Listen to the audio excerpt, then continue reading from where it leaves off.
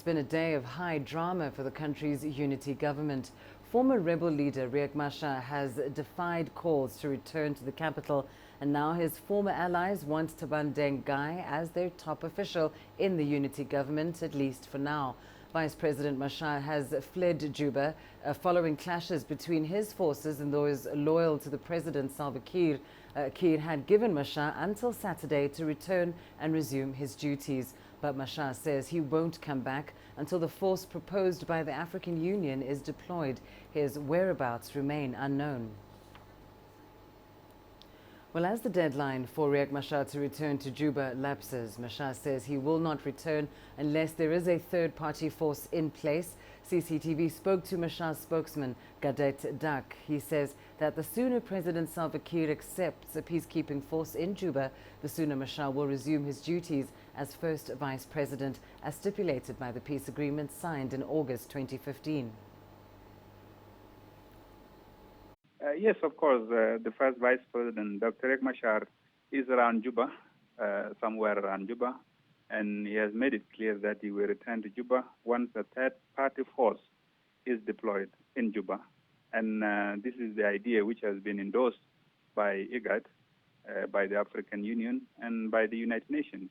So he's waiting for the third force to be deployed in Juba for protection of his officials, of the citizens of South Sudan. And when that is done, he will return to Juba and take up his position as the first vice president. It is unnecessary because there is a reason for him not to return to Juba. He has made it clear that he's willing to return to Juba to take up his job again and continue with the implementation of the peace agreement. But there is a condition. He wants a third-party force to be deployed in Juba so that it can manage the security situation in the capital, because President Salva Kiir has failed to control his forces. The fighting which took place from his very palace is indicative of his failure to control his forces. So Machar knows that if he comes back with his forces to Juba, President Salva Kiir's forces will attack his forces and fighting will resume. He doesn't want this to happen. So he wants the third-party force, as endorsed by IGAD, as endorsed by the African Union, as endorsed by the United Nations, to come first to Juba to be deployed, so that when he comes back, the two parties should have been separated by the third-party force, so that the fighting cannot resume and the leadership can continue with the implementation of the peace agreement without threats of return to war.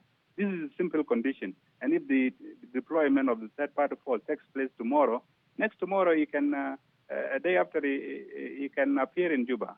So the 48 hours ultimatum is unnecessary, because with the deployment of the third-party force, the first vice president should not return to Juba, because he doesn't want the two forces to fight again. Well, Machar's spokesman also rejected General Taban Deng's nomination to replace Machar as first vice president, terming the move as illegal and ill-advised. He is no longer a member of the SPLM-IO because his leader, First Vice President Dr. Riek Machar, and chairman of the SPLM-IO, dismissed him yesterday evening, and he was served with a letter of dismissal. I myself sent it to him. So he's no longer a member of the SPLM-IO, and it is illegal for him to continue to convene a meeting. This is one. Two, there was no institution that convened that meeting. He only came with a handful of people, about 3 of them, out of how many, I don't know, because the political bureau of the SPLM-IO have 23 members, and if you could only manage to get 3 of them, which he did not even get, then this is not a quorum even if he were to be still member of the SPLM-IO. He just collected some people from the street and put them to a certain hotel and said that they endorsed him, people who have no titles in the party, in the SPLM-IO. So what he has done is illegal.